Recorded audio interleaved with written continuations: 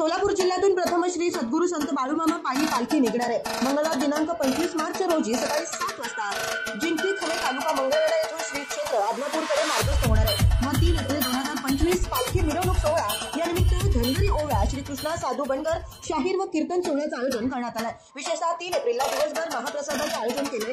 पुजारी साधू बनकर यांच्या माध्यमातून हे शहाजी शंकर हेगडकर मुंबई चेंबूर श्री ईश्वर साधू बनकर यांच्या विशेष सहकार्यातून पायी पालखी मिरवणूक सोहळा आयोजित करण्यात आला आहे। या प्रसंगी आमदार समाधान दादा अवताडे, दामाजी साखर कारखान्याचे चेअरमन तानाजी खरात, भगीरथ दादा भालके, महावीर अप्पा ठेंगे, सरपंच मुरली, दत्ता खंडीकर, सरपंच जगती आदींची प्रमुख उपस्थिती यावेळी राहणार आहे। तर सद्गुरू बाळूमामा भक्तांनी मंगळवार दिनांक 25 रोजी या पालखी मिरवणूक सोहळ्याच्या प्रस्थान सोहळ्यासाठी उपस्थित राहावं हे नम्र आवाहन करण्यात येत आहे। श्री संत बाळूमामा पालखीच्या दर्शनाचा पंचक्रोशीत जिप्ती येथे ग्रामस्थ मंडळ विशेष उच्च स्तरातील सर्व मान्यवर यांनी दर्शनाचा लाभ घ्यावा हे नम्र आवाहन। आयोजक श्री किरण साधू बनकर, सुनील शिंगसे, दयानंद माने मुरवी, दयावान ग्रुप, मंगळवेढा, जिल्हा सोलापूर।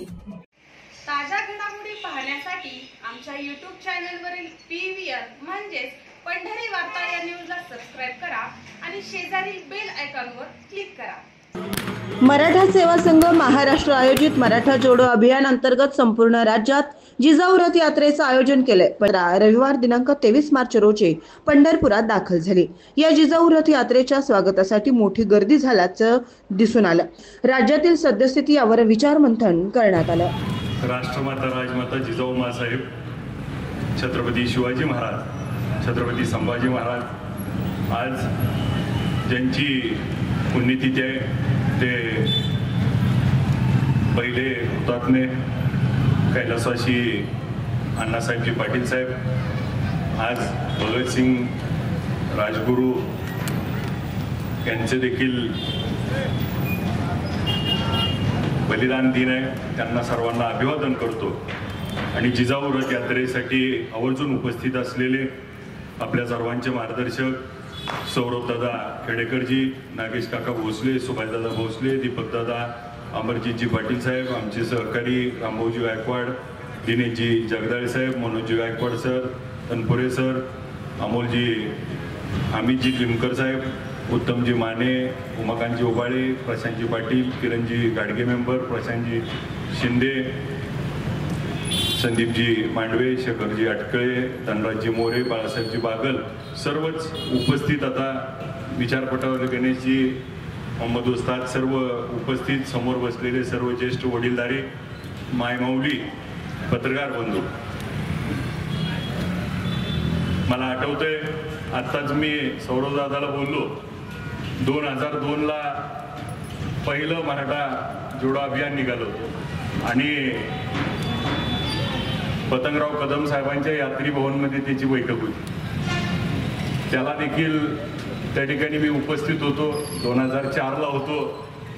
आज देखील उपस्थित राहत असताना हा विचार आपण जे घेऊन चाललोय, जसं आता साहेबांनी बोलताना सांगितलं, पंजाब, सिंध, गुजरात, मराठा या महाराष्ट्रामध्ये राहणारा प्रत्येक त्या ठिकाणी जातीवरती मराठ्याला न बोलता हा समाज म्हणून जे छत्रपती शिवाजी महाराजांनी बहुजनांचं राज्य, त्या 18 पगड जाती 12 बलुतेदारांना सोबत घेऊन एक मावळा म्हणून शब्द दिला आणि हे स्वराज्य घडवलं आणि ह्या स्वराज्याच्या माध्यमातून आज या महाराष्ट्रामध्ये आज सर्व जाती धर्म, सर्व पंथ, सर्व एकत्र ज्या धर्तीवरती या पंढरीच्या पांडुरंगाचे वारकरी जसे कोणत्याही जाती भेदाचे नाहीत, तसे मावळे देखील कोणत्याही जाती भेदाचे नाहीत आणि हा मूळ शिकवण त्या ठिकाणी त्याला बगल देण्याचं काही लोक काम करतायत। मी सौरभ दादा ज्यावेळेस अफजल खानाच्या कबरीवरचा विषय निघाला त्यावेळेस पहिल्यांदा प्रतिक्रिया दिली।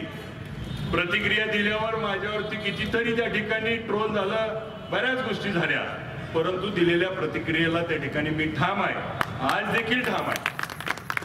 छत्रपती शिवाजी महाराज, छत्रपती शंभूराजांचं त्या ठिकाणी शौर्य आहे की ज्या ठिकाणी माझ्यासारख्या कार्यकर्त्याला आज त्यांच्या जीवनातून प्रेरणा मिळते आणि मग त्या छत्रपती शिवरायांना, छत्रपती संभाजी महाराजांना मानणारे, जिजाऊ मासाहेबांच्या आदर्शावरती चालणारे संत तुकाराम महाराजांचा एक कडवं सांगतो। संत तुकाराम महाराज म्हणतात तुका म्हणे सामर्थ्यासी गाठी,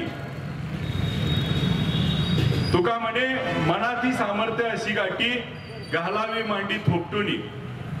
शत्रू कितीही बलाढ्य असला असू द्या, असे उभं राहा त्याच्या समोर शड्डू मारून की त्याच्या सगळ्या अंगात बाजू निघते. या ताकदीनं ज्या तुकाराम महाराजांनी आपल्याला युक्त्या दिल्या, उक्त्या दिल्या, ह्या गेल्या 400 वर्षानंतर सुद्धा आज तुमच्या आमच्या आयुष्याला पुरवणी पडतायत.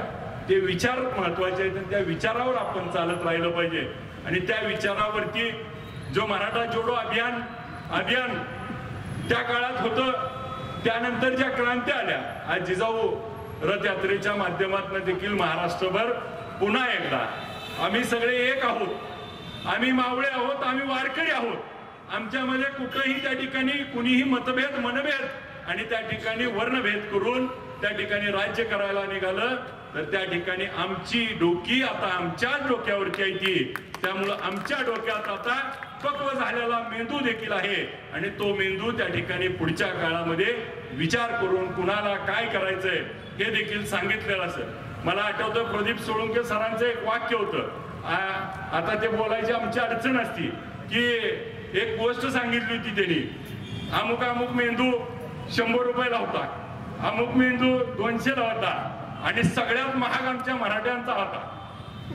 का तर 1000 डोकी पडल्यावर एक सापडायचा, पण आता 1000ला सोडली तर 1000 सापडतात. एवढी पक्व डोकी झालीत आणि पुढच्या काळामध्ये त्या ठिकाणी हा कुठलाही ज्यांच्या मनात जे वाईट आहे ते कोणीही वाईट होऊ देणार नाही. का तर पक्व विचारांनी पक्व पुढच्या काळामध्ये आम्ही जातीभेद मनभेद कुठेही त्या ठिकाणी समाजामध्ये तेढ निर्माण होईल असं आम्ही कोणीही वागणार नाही. हेच रथयात्रेतनं हे आपल्याला सगळ्याला सांगायचंय. आणि आपल्याला सगळ्याला मोठा भाऊ म्हणून आजपर्यंत मराठा समाजाने राहिलाय आणि सगळ्याला सोबत घेऊन सगळ्याला त्या ठिकाणी आपल्या साथीनं त्या ठिकाणी जसं पंढरीच्या पांडुरंगानं सगळ्या संतांना सगळ्या महत्वांना त्या ठिकाणी वारकरी संप्रदायाला सोबत घेतलं, जसं छत्रपती शिवाजी महाराजांनी सगळ्या मावळ्यांना सोबत घेतलं, जातीभेद न ठेवता आपण देखील ह्याच विचाराचे वारकरी आणि त्या ठिकाणी मावळे आहोत. त्यामुळं आमच्याकडून कधीही कुणावरतीही कसल्याही पद्धतीनं त्या ठिकाणी दुजाभाव केला जात नाही, परंतु आम्ही दुजाभाव केलाय असं सांगितलं जातं. ह्याच्यावर देखील आता लोक विश्वास ठेवायला तयार नाहीत. त्यामुळे आता त्यांचा इलाज चालला नाही आणि इलाज चालला नाही म्हणून त्या ठिकाणी नवीनच त्या ठिकाणी कोरटकर अशी काहीतरी येतात आणि त्याला आपल्याला योग्य पद्धतीने उत्तर देखील आपण देऊया. या मराठा जोडो अभियानाच्या माध्यमातून मूळ उद्देश आपली पक्वता आपल्याला समाजापुढे मांडायची आहे आणि सर्वांना सोबत घेऊन आपल्याला भविष्य काळातील या मगाशी सांगितलेल्या 5 सत्तेपैकी आपल्याला माणूस म्हणून आपण एकमेकाला त्या ठिकाणी हातात हात देऊन सगळ्याला पुढे न्यायचंय.